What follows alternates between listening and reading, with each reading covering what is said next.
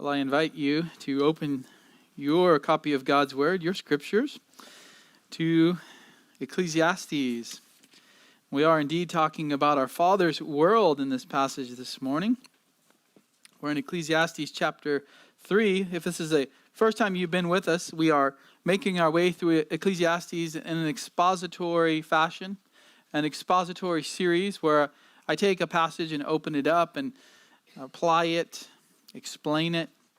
We want to dig into God's Word here. We want to see what it tells us about God.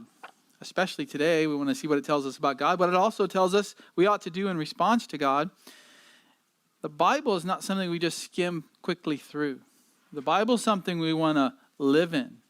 We want to get in and dig and mine for diamonds. And so that's our goal here this morning. I've entitled the message simply God's Providence over Everything. And you'll notice the passage breaks nicely into two parts with the word everything at those two sections that start each of the two sections here. So starting in chapter 3, verse 1, all the way through 15 of Ecclesiastes. There is an appointed time for everything, and there is a time for every event under heaven, a time to give birth and a time to die, a time to plant and a time to uproot what is planted, a time to kill and a time to heal, a time to tear down and a time to build up, a time to weep and a time to laugh, a time to mourn and a time to dance, a time to throw stones and a time to gather stones, a time to embrace and a time to shun embracing, a time to search and a time to give up as lost, a time to keep and a time to throw away, a time to tear apart and a time to sew together, a time to be silent and a time to speak, a time to love and a time to hate, a time for war and a time for peace. What profit or advantage is there to the worker from that in which he toils? I have seen the task which God has given the sons of men with which to occupy themselves. He has made everything appropriate in its time. He has also set eternity in their heart, yet so that man will not find out the work which God has done from the beginning even to the end. I know that there is nothing good for them to rejoice and to do good in one's lifetime. Moreover, that every man who eats and drinks sees good in all his labor. It is the gift of God. I know that everything God does will remain forever. There is nothing to add to it, and there's nothing to take from it. For God has so worked that man should fear him. That which is has been already, and that which will be has already been, for God seeks what has passed by. I'm sure many of you have heard or probably read maybe verses 1 through 8. It's one of the most well-known passages of Ecclesiastes. There was a famous song on it, I think, back in the 60s. Was that by the Byrds? And that song was meant to be one of peace, meant to be one supposedly of bringing in some of these things that are mentioned here, especially peace. But really, this whole passage that I just read to you is about God's providence, about God's control of all things. It is His world, and He has not only created it, but He has continued to uphold it. And you have to ask yourself, when you read a passage like this, or any of the ones in Scripture that talk about God's sovereignty or providence, do you accept and believe that? Do you really accept and believe that God controls all things, including every second of every day and every event that happens in your life? Everything that's happened in the past, everything that will happen in the future. And if you do believe that, how does that change the way you live for God? How does that change the way a believer should live, knowing that God controls everything for His purposes? We've been looking here at Solomon's life in chapters 1 and 2, and he's been taking us on a journey in the first couple of chapters, all through the things he tried, the things that he chased after, the things that he idolized to bring meaning to his life, to bring an ultimate purpose, to bring an ultimate advantage when he died. And you'll see, if you look back in chapter 1, verse 3, he opens up the whole book really with this question. What advantage does man have in all his work? which he does under the sun. What advantage? What's the point? Why do I do all of this? Why do I strive? And he chases many things trying to find the answer to that question. And he had all the money that anyone could have. At that time and even today, really, he had more money than anyone alive today. He had more wisdom from God. And yet, what did he do with it? He chased after his own desires. He chased after his own thoughts, things that he thought were wise, and yet they don't match up with the wisdom of God. And he said, ultimately, all things are havel.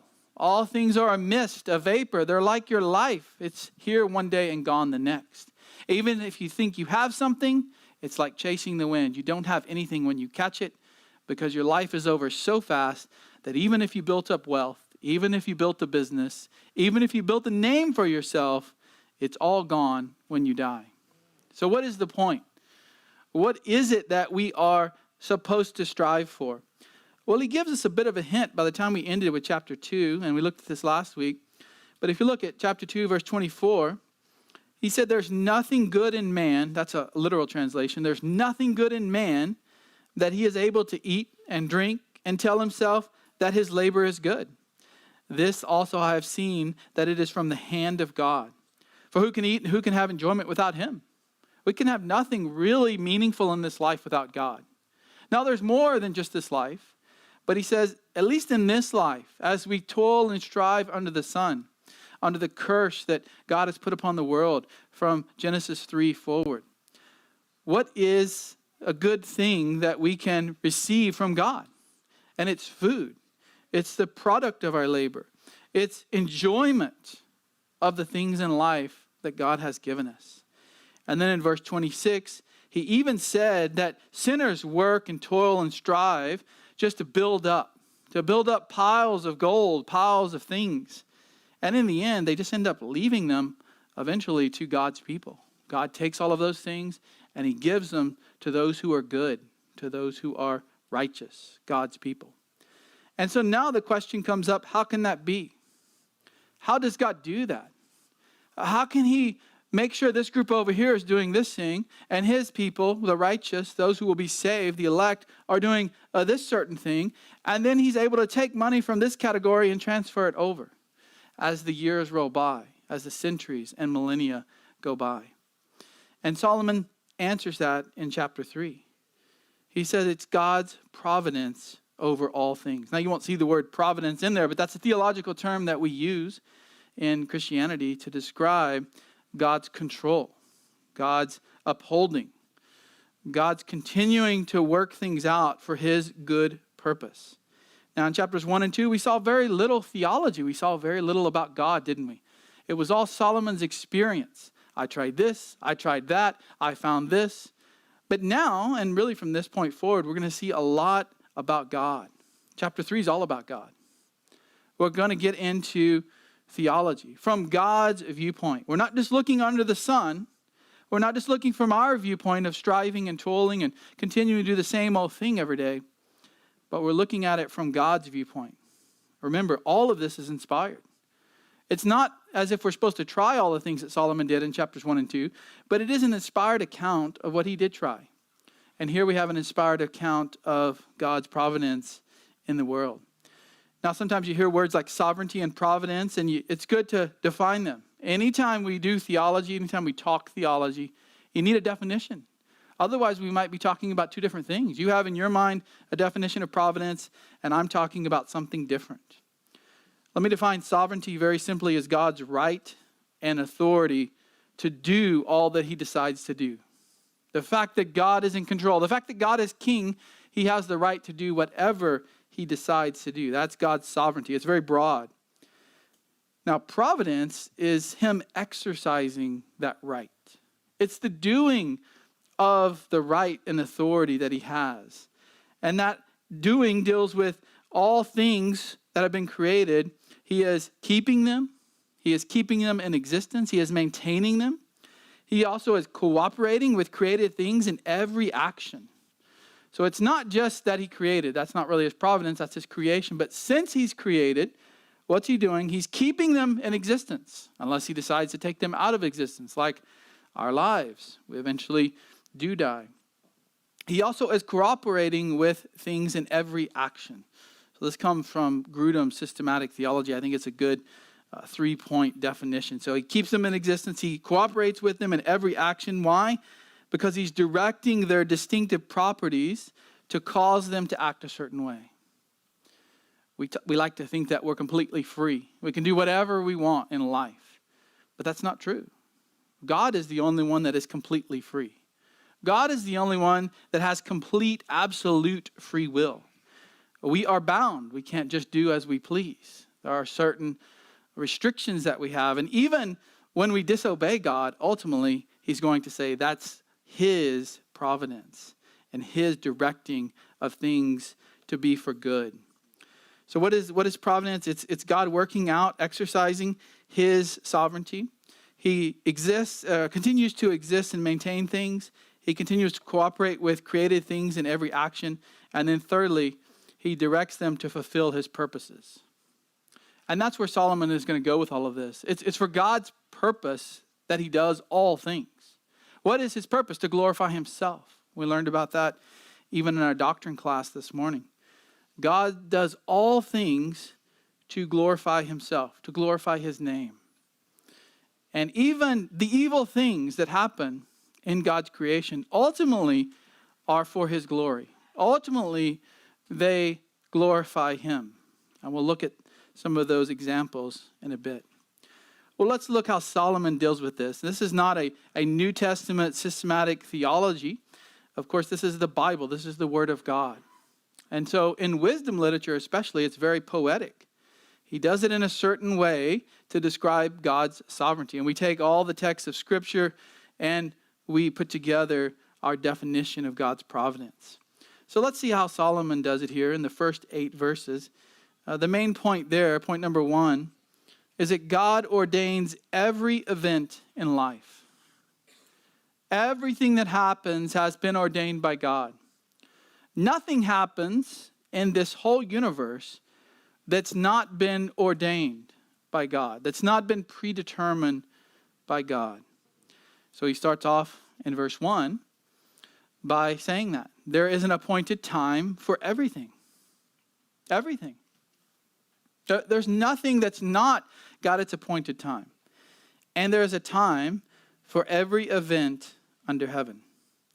Now there's 2 Hebrew words for appointed time and time. And so different translations try to work out the differences of how to put that into English. But the first word there, appointed time, means a fixed time, a definite time chosen by God to bring something about. It's a very specific time that God has chosen to do a certain thing or to not do a certain thing. Ephesians 1:11 hints at this. It's, of course, the New Testament was written in Greek, so it's not using the same Hebrew words, but Paul's writing about our salvation, and look how he describes it. Also, we have obtained an inheritance, having been predestined according to his purpose, who works all things after the counsel of his will. An appointed time is God appointing things so that they are in the same line as the counsel of his will. He is working all things out for that purpose. The word for time here in Ecclesiastes 3:1 is just a general word for the times, the seasons. The King James even translates it here as purpose. There's a time and a purpose. And that's not too far off. This whole passage is getting at God's purpose. Think of Esther 4:14 also uses this Hebrew word, eighth. And who knows whether you have not attained royalty for such a time as this. You remember Mordecai's talking to Esther, and she needs to act to save her people.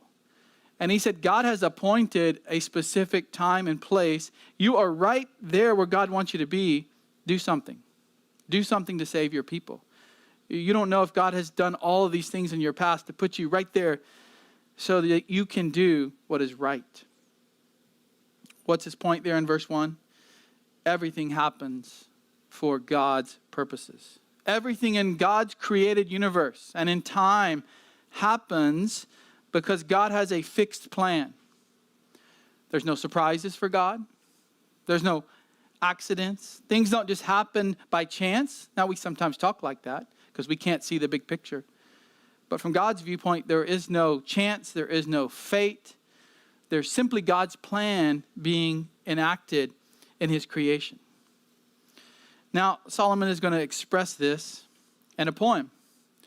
And the poem you can see there in verses 2 through 8. We won't go into detail on a lot of that because it's not meant to be a theological treatise. It's meant to express that God has an appointed time for everything. He's in control of everything. If you were to count, though, you would see 14 pairs. 14 pairs. And this is not a list of commands. Okay, let's keep the context in view here. It's not telling you use this as your time to plant chart, or your time to go out and have children, or your time to die. It's not a to-do list. It's not saying be wise in how you use these times that God has given us.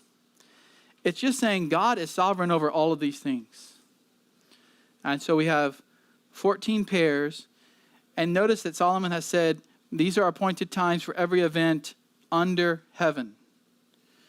Now, under heaven sounds similar to under the sun, but it's slightly different, isn't it? Under heaven, under what's up there. Under the sky, yes, but even more so under God's viewpoint, under God's control. Under the sun is our perspective. We sweat, we toil, we strive. We try to do something in life, but then it all disappears. But from God's viewpoint, he sees all things from heaven, and he is directing all things. And the reason we see pairs here is because it's talking about the universality of life. From the first to the last, from the beginning to the end. No matter how you look at it, God's in control of all things. He's talking about totality of all events. He's not just sovereign over one point. Not just sovereign over the things you like to think God is sovereign over, but all things and everything. He controls every event in our life and has planned it out from the beginning.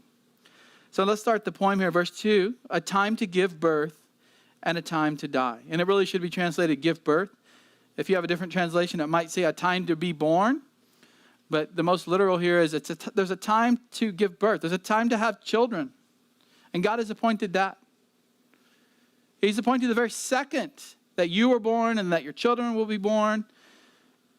And even the moment that you die. From beginning to end. Everything in life. God has done it for a reason. Now we don't know. What is that reason? Well, I was so-and-so born at this time and died at this time. We don't know. We're not God. And we're going to see that over and over. We are not God. But he knows it. He has a plan. He has a purpose. Jesus says in Matthew 10:29, are not 2 sparrows sold for a cent? And yet not one of them will fall to the ground apart from your Father's will. A little bird doesn't even die unless God has planned and determined and caused it to. That's how sovereign he is over all things. We got to think about this. Believers, we have to remember this every day. We can't just go through life thinking that everything we do has ultimate significance. No, God is in control, and we are to obey him. We are to follow him. Yes, we make decisions. Yes, we have responsibility. But God is sovereign over all things. Those two truths are all throughout Scripture. He continues with the poem here, a time to plant, a time to uproot what is planted. God has set up seasons, and there's nothing we can do about it. We don't determine when spring starts. We don't determine when a freeze is going to come to Texas and burst all our pipes. We don't determine when it's going to be 110 degrees in August here. God has done it, and he set it up from the very beginning. It says in Genesis 1:14, then God said, let there be lights in the expanse of the heavens to separate the day from the night. Let them be for signs and for seasons, for days and years. Even after the flood, after Noah got off the ark, God said, while the earth remains, seed time and harvest, cold and heat, summer and winter, day and night shall not cease. This is a good thing because God has designed it. You know, we have a lot of debates at my house about the temperature and what's too hot and what's too cold. And the girls like it freezing. And most of the sane people, most of the guys in our house, we like it a little warmer than that. But that's okay. God has designed both, hasn't he? Hasn't he? God has designed the cold and the hot. God has designed a fruitful season and the winter where everything dies. We often just think of God's creation, but not all the things that are going on behind the scenes, don't we?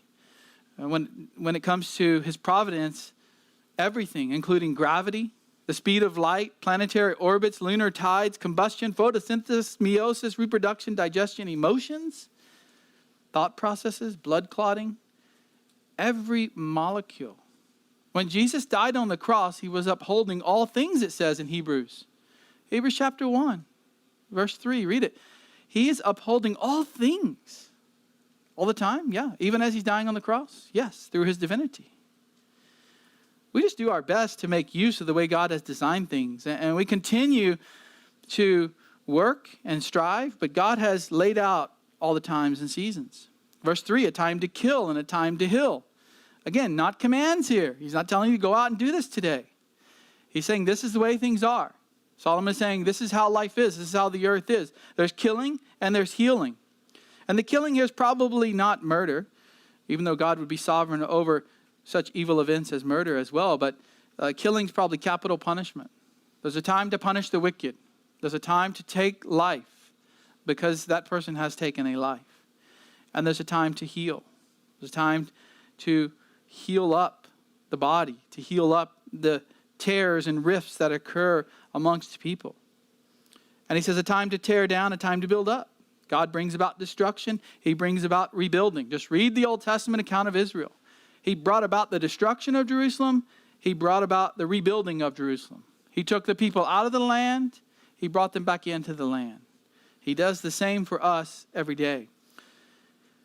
Now he talks about human emotions. And verse 4, a time to weep and a time to laugh. These are personal expressions of emotions. You know God is sovereign over your emotions.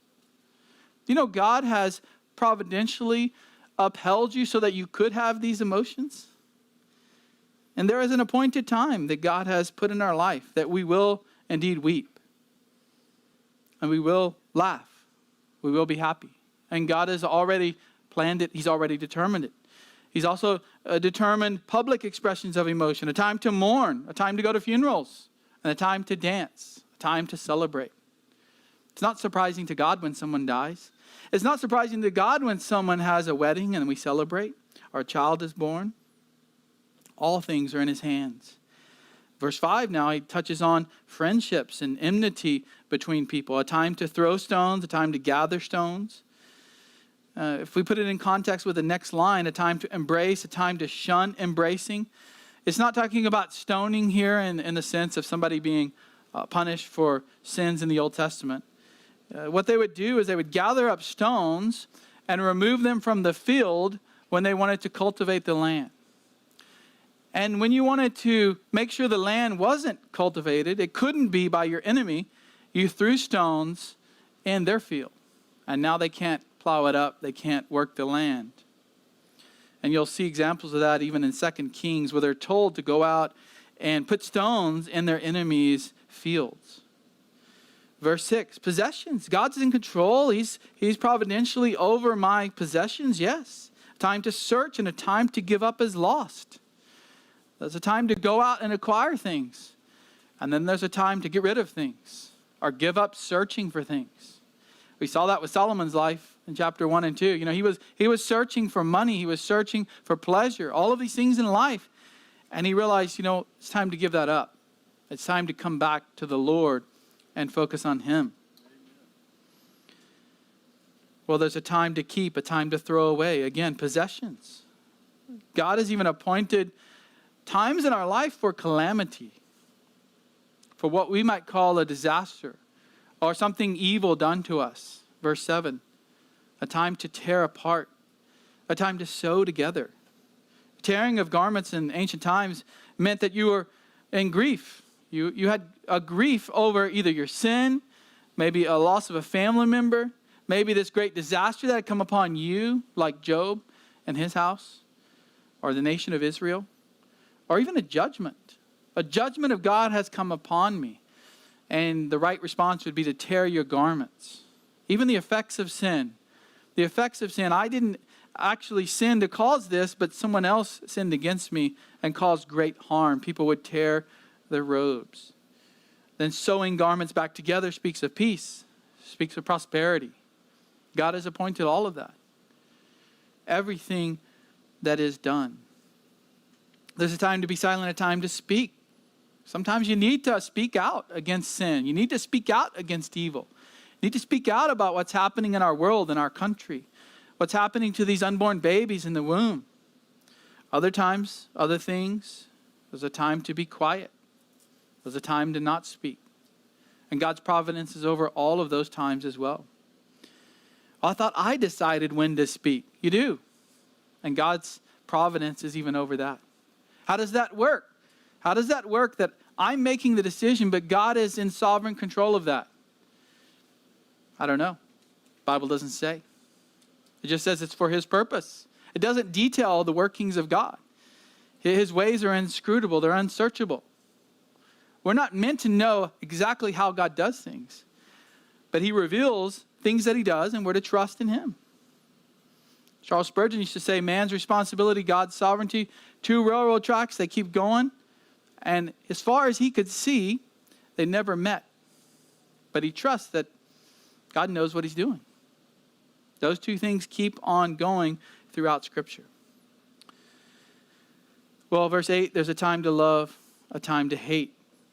God is sovereign even over our affections. The affections that we have of the heart.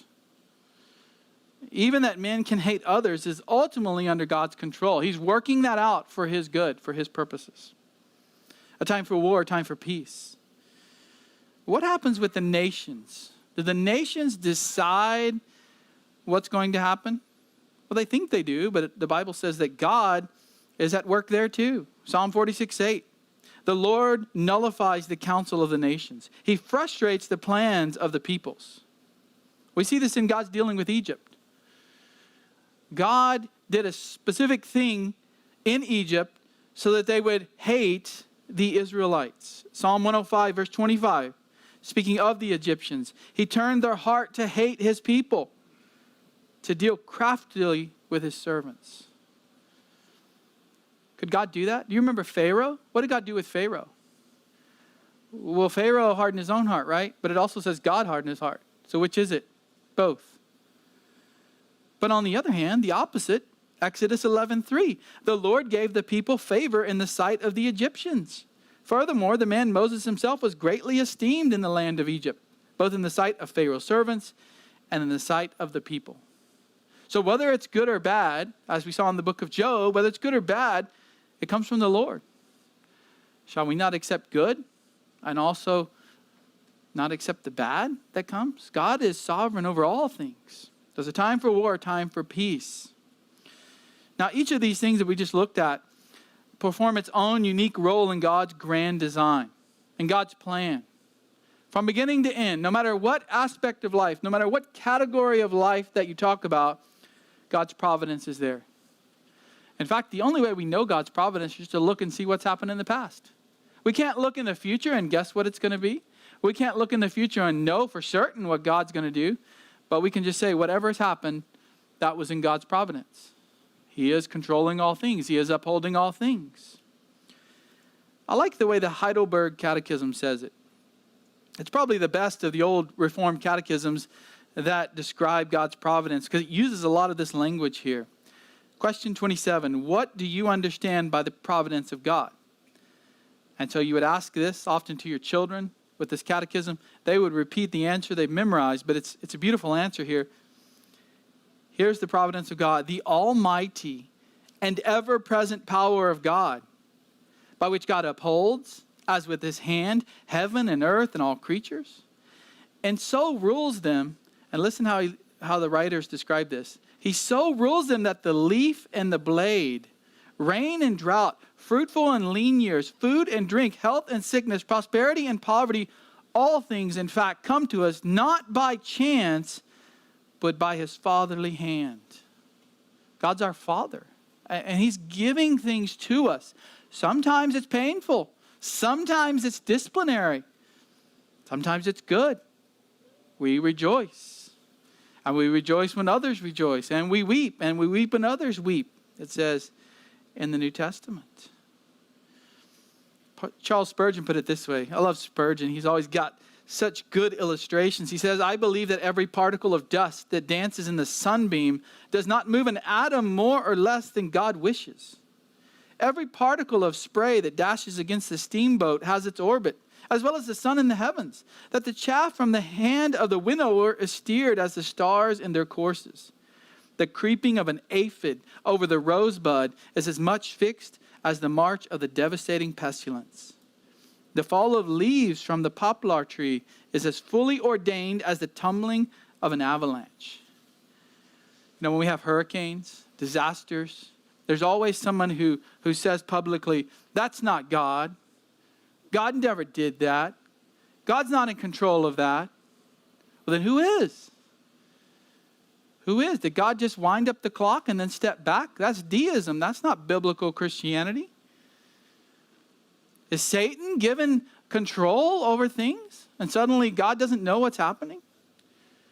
God might not be the direct cause of every single bad thing that happens, but he is still the indirect cause, because the Bible says he is in control of all things. He doesn't clock out. He doesn't go to sleep. He doesn't take a break. He's always upholding and maintaining things for his purposes. So the first point, the first few verses, he's just describing what is. Now we have to ask, what do we do with that? So that's number 2. Man should respond rightly to the providence of God. We have a response to this. It's not enough just to say, yes, I agree. I love the scriptures. There it is. That's the starting blocks. That's the first thing. But there's more. There's something we need to do. And he brings that up in verse 9. What advantage? Or profit, I think the NASB says, but it's advantage. Let's keep the word the same all the way through so we can track it through the book. What advantage is there to the worker from that in which he toils? What's the advantage? This is back to chapter 1, verse 3. What's the yitron in Hebrew? What's the ultimate profit? What's the surplus? When I'm gone, what's left over? What's the point? In other words, that's just an ancient Hebrew way of saying, what's the point of anything I do? What's the point of this thing I do in my life and this job that I go work at every single day and saving up money and building a house and having a family? What is the point? So God's given us providence. Okay, great. I'm glad he oversees all things. What does that mean for me as I get up every day and work? Now, it ought not to always be about us. We shouldn't start with that question, right? We should start with who is God? And what has he done? And what has he done in Jesus Christ? But once we've answered that, now we need to ask, how do we apply this? And so Solomon's doing that. He's a good preacher. Koheleth is the name that he gives himself here. That means preacher. He's going to give some application. How do we translate the fact of God's providence into application in our lives? And there's many applications throughout the whole Bible. He's not going to give them all here. He's going to give us five applications. There are others, especially in the New Testament, about God's special care for his people, about not worrying, not having anxiety because he's in control of all things. But here Solomon touches on 5 that we're going to work through in the rest of this passage. First of all, search for meaning beyond this earthly life.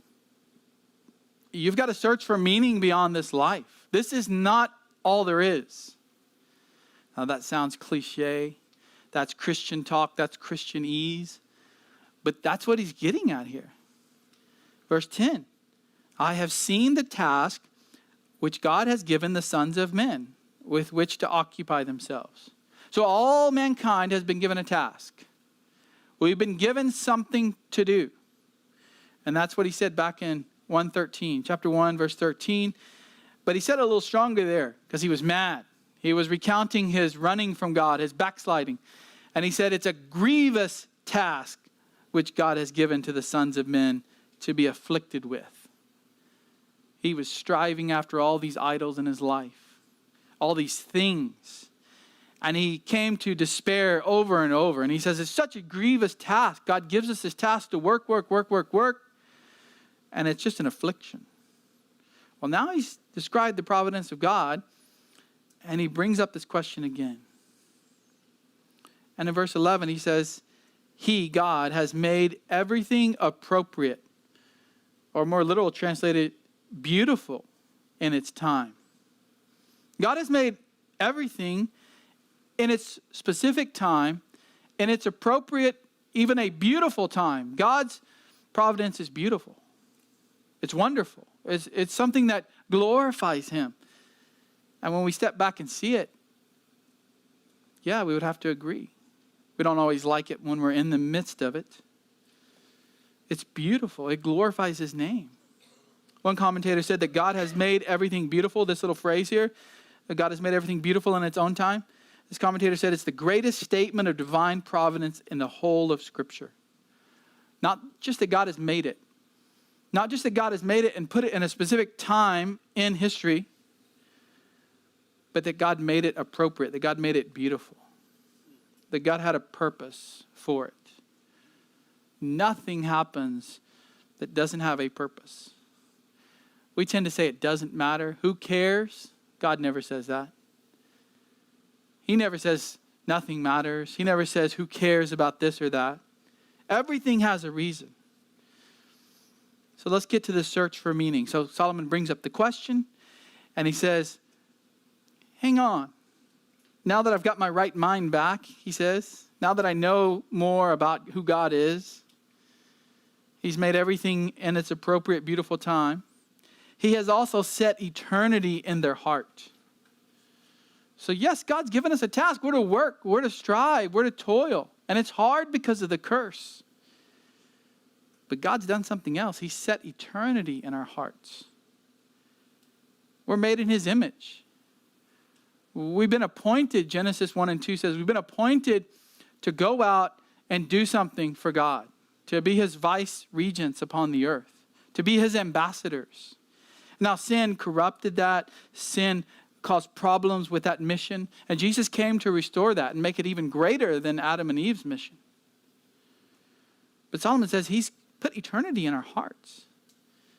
He's put in our hearts and minds the fact that we're eternal souls. That even though right now is hard, that's coming to an end. He's reminding us of death again, but more than that, he's saying that there's something after death. You see, when he was chasing idols and doing his own thing and backsliding from God, he said, what's the point? I'm just going to die and it's no big deal. All my stuff goes to somebody else. But now he says, there's something that lasts forever. And God has put it in us to know that. We're wired for eternity. When God created you, he put in your heart this idea that we're eternal. That's why every other religion is trying to search for some way to prolong their eternal blessedness after they die. And it's always works-based, except for biblical Christianity. And Solomon says God's put that there. Yet, so that man will not find out the work which God has done from the beginning even to the end. So we know there's an eternity. And we know we're supposed to search out how we obtain this eternal blessedness, this eternity with God. But yet, God has frustrated that, hasn't he? That's his plan. That's what he told Adam and Eve. There's going to be frustration. It's not going to be easy. Man can't find out what God has done from the beginning even to the end. You don't know what God is doing in your life. You don't know what God is doing in the world.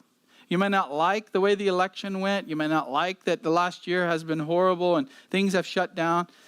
But you really don't know what God is doing.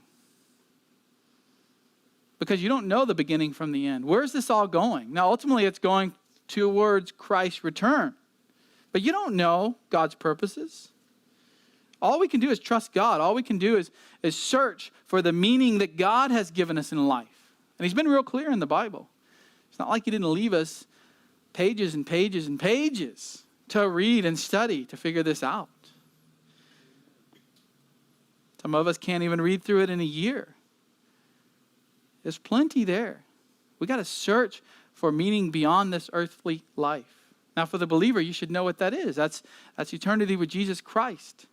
That's serving the Lord now and being with him forever. For the unbeliever, they know there's eternity. They try to resist it. They try to run from it. They try to out-sin any grace that they think God might give them. But sometimes even believers run from this idea that God's in control of all things and that he's put eternity in our hearts. We just run off into sin. We forget that there's something after this life. We know, yeah, that's good, that's biblical, I heard that at church. But sometimes believers run into a period of sin like Solomon did. We've got to remember the meaning that God has given us now and beyond this life. Jonathan Edwards said, "Stamp eternity on my eyeballs." He meant that every time he looked out, he wanted to be reminded there's eternity coming. There's eternity coming. It's not just about right now. It's not just about getting my good feelings and emotions and everything I want right now. So that's number one, search for meaning beyond this earthly life. The second application that Solomon makes is live holy before God. Live holy before God. If you know there's a God and you know there's an eternity that will either be spent with him or being punished by him, then what should you do? In other words, if you're saved, what should you do? You should be holy as God is holy. You should seek to be sanctified. You should live a holy life. He says this in verse 12.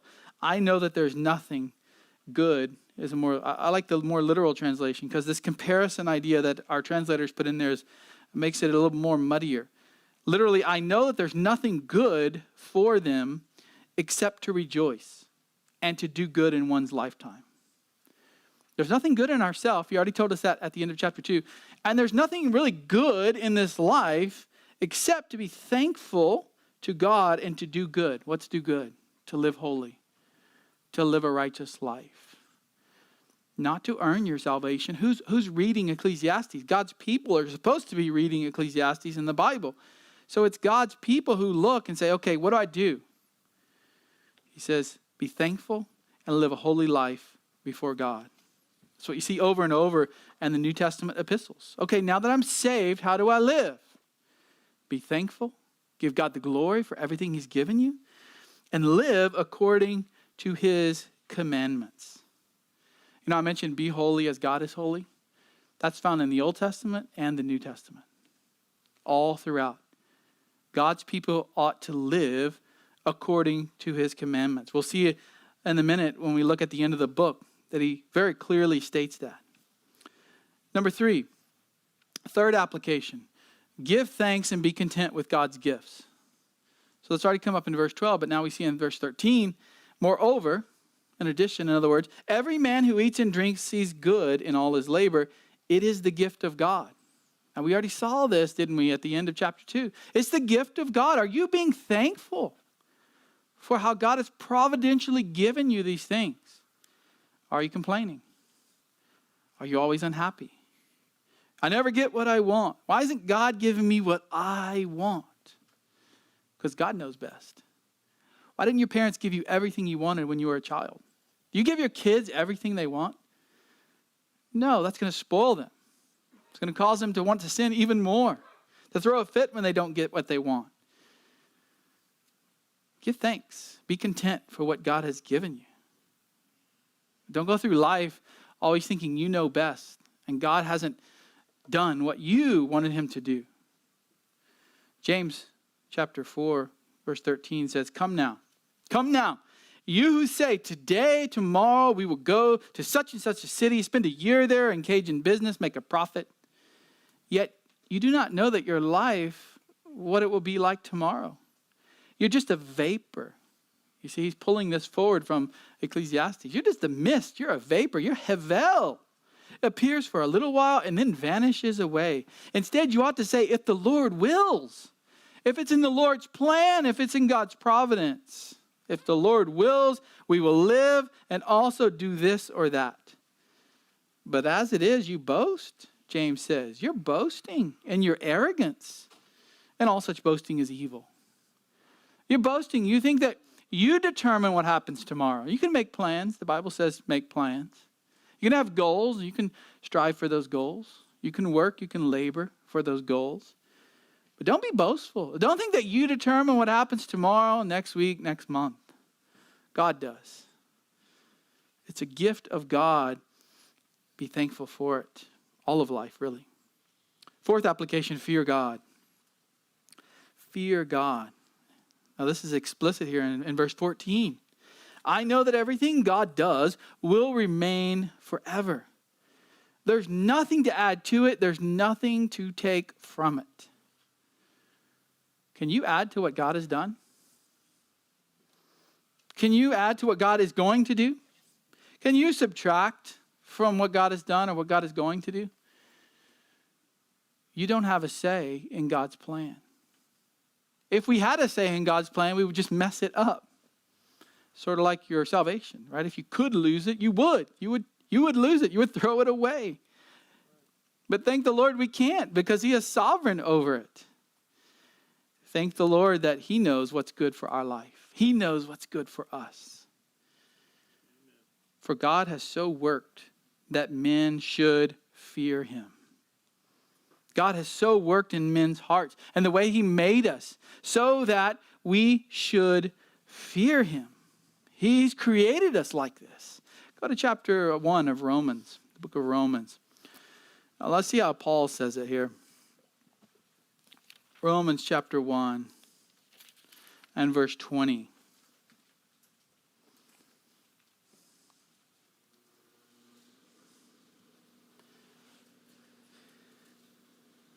For since the creation of the world, his invisible attributes, his eternal power and divine nature have been clearly seen.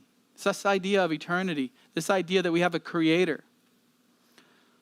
That's clearly seen, being understood through what has been made, so that they are without excuse. Everyone's without excuse. No one can really say, I didn't know there was a God. Because he made creation to show us there's a God. If you go on to chapter 2 of Romans, he put it in our hearts so that we would know. Go back to verse 19. Because that which is known about God is evident within them, for God made it evident to them. So what Solomon is saying there in Ecclesiastes 3:14 is that God has done all things. He will do exactly as he's planned to do. And he works things so that men should fear him. Everything is designed so that men should fear him.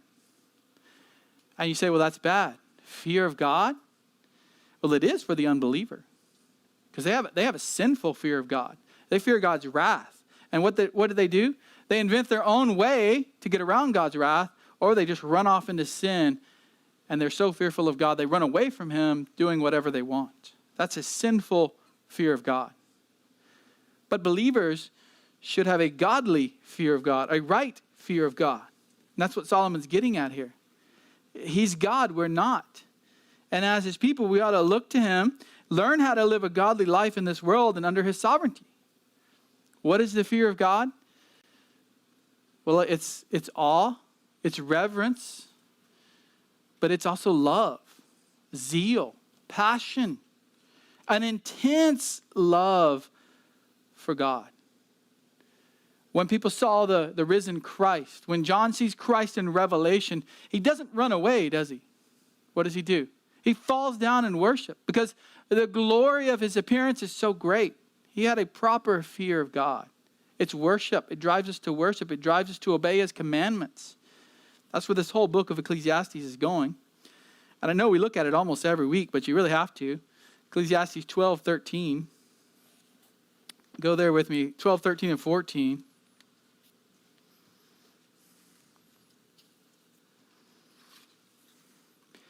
And this is how he sums up the book. What's the whole point of all that he's saying in the book of Ecclesiastes? Well, here it is. The conclusion when all has been heard is fear God and keep his commandments. Because this applies to every person. Everyone should do this. Unbelievers can't. They don't have a new heart. They don't have a changed heart. They run away from God and have a sinful fear. But those of faith have a faithful fear, a godly fear. For God will bring every act to judgment, everything which is hidden, whether it is good or evil. When you sin as a believer, the proper fear of God says, I don't want to do this to my Father. He's good to me. He's given me all these things, including salvation. How wonderful is that? You're not fearful of being thrown into hell. You're fearful of his discipline. You're fearful of disappointment. You have a proper fear of God. And that's what we should have, Solomon says. When you understand God's providence, you will fear him rightly and all the more. Because he's controlling everything. Your breath you're taking right now, your heartbeat, the number of heartbeats you have in your life, that ought to draw you into a true fear of God. Our fifth application, our last one here, know that God directs all things to his purposes. All things. To his purposes. It's not just that God upholds things to keep them going. He's not just a mechanic back there keeping everything tuned up for no reason. He's doing it for his purpose. And the Bible displays all the purposes of God. Solomon doesn't pretend to catalog them all here in verse 15.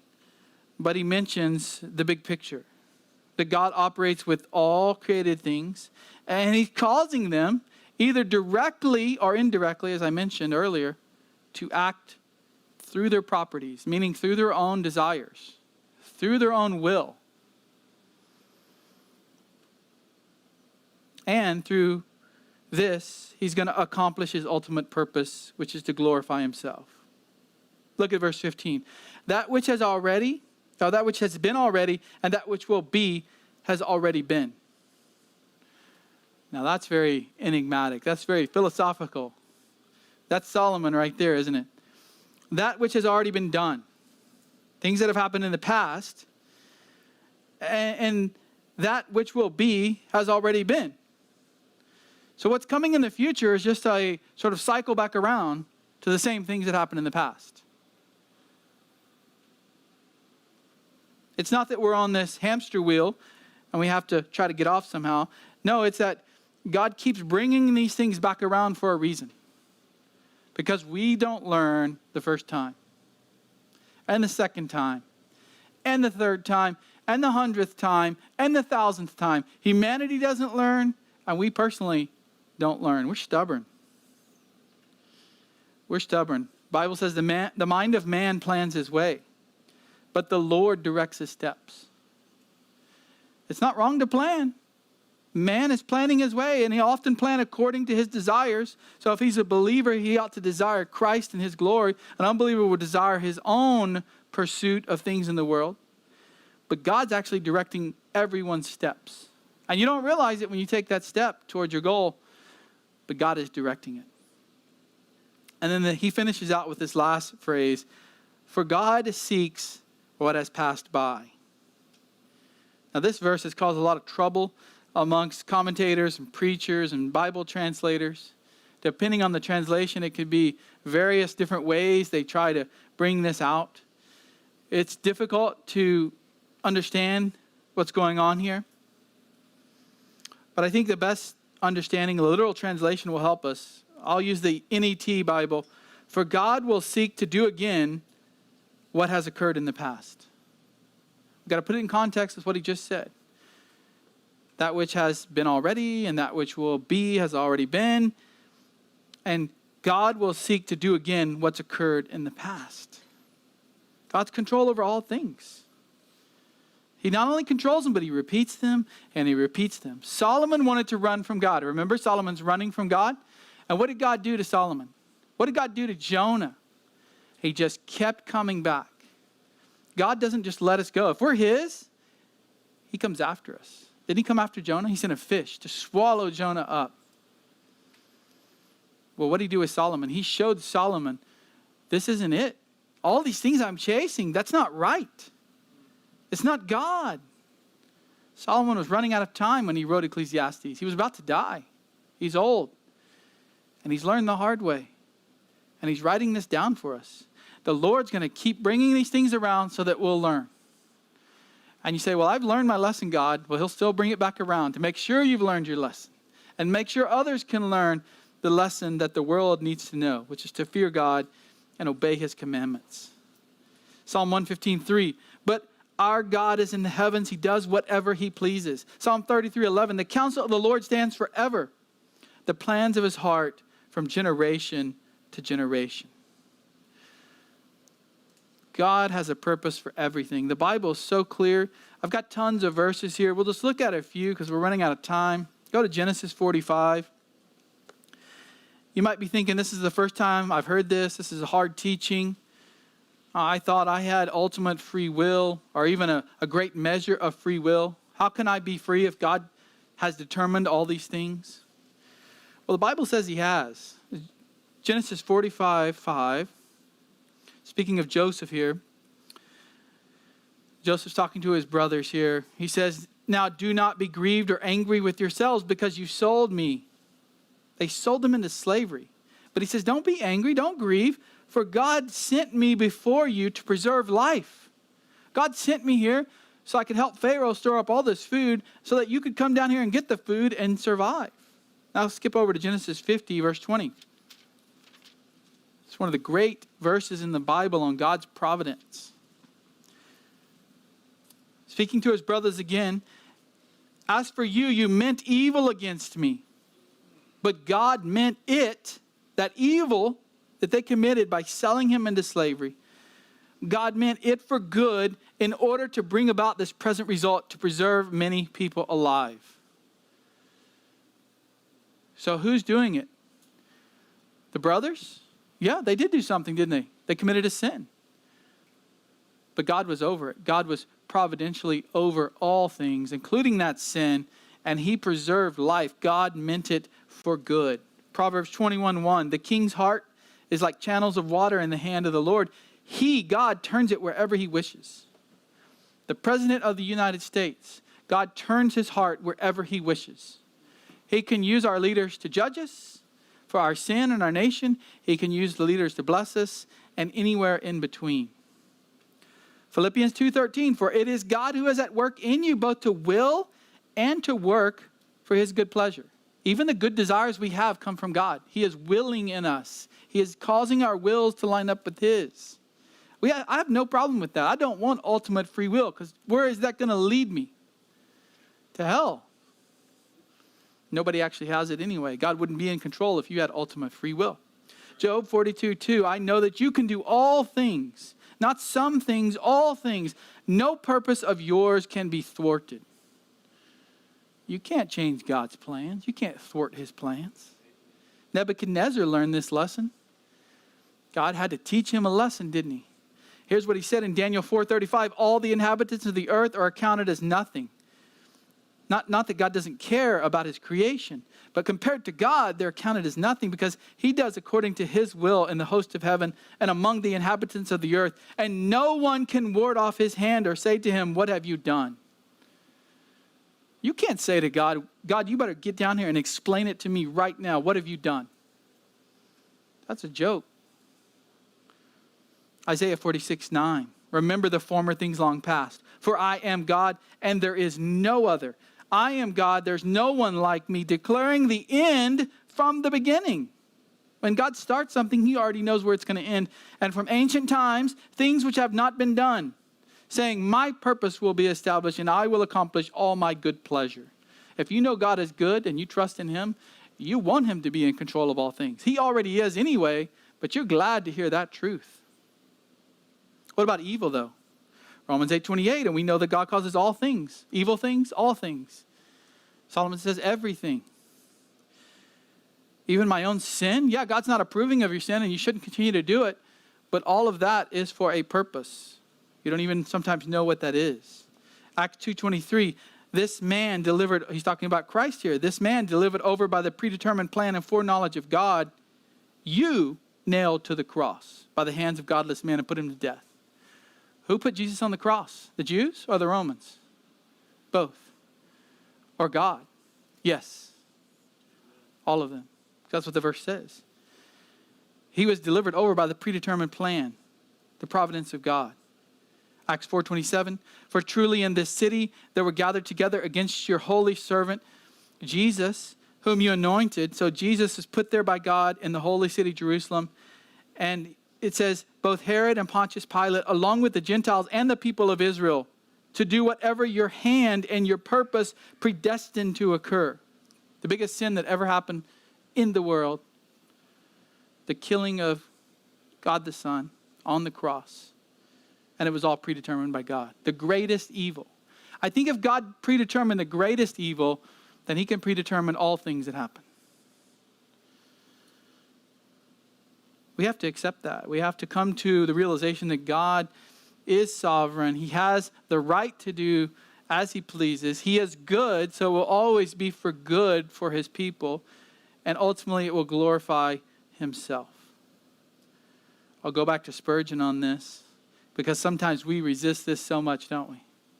That God is in control. We like it when we want him to be in control, but other times we don't like it, especially unbelievers. Spurgeon says, men will allow God to be everywhere except on his throne. They will allow him to be in his workshop to fashion worlds and make stars. They allow him to be in his almonry to dispense his alms and bestow his bounties. They will allow him to sustain the earth, bear up the pillars of the earth, light the lamps of heaven, rule the waves of the ever-moving ocean. But when God ascends his throne, his creatures then gnash their teeth. When we proclaim an enthroned God and his right to do as he wills with his own, to dispose of his creatures as he thinks well, without consulting them in the matter, then it is that we are hissed and execrated. And then it is that men turn a deaf ear to us, for God on his throne is not the God they love. The world hates this idea that God's on his throne. That's not the world's view of God, but it's the biblical view of God. It's in the Bible. I'll just close with a reading of Heidelberg 28. The next question after defining what God's providence is. Listen to this. What does it benefit us? What's the point? What's the application of God's providence? What does it benefit us to know that God has created all things and still upholds them by his providence? We can be patient in adversity, thankful in prosperity, and with a view to the future, we can have a firm confidence in our faithful God and Father, that no creature shall separate us from his love. For all creatures are so completely in his hand that without his will, they cannot so much as move. In other words, we don't have to worry. We don't have to wonder. We know that if God is in control, then he's got it. He's handling it. And he's completely capable of doing so. In other words, let's not try to be God ourselves. Not only should we not chase idols, but we shouldn't try to put ourselves on the throne over God, determining everything that's supposed to happen in our life. Be thankful. Fear God. And know that he's doing all things for his purpose. Can we agree with that? Amen? Got one amen? How about more? Oh, I got lots of amens. Lord, thank you so much for your providence. We wouldn't be here long without it, but you had it all planned from the beginning. We trust in you. We know that you're good. And we know that if it's for your good, for your purposes, for your glory, then we say, great. We say amen to that, Lord. So help us to remember it, to apply it throughout our day as we hear this teaching, and remember you're in charge, you're in control. In Jesus' name, amen.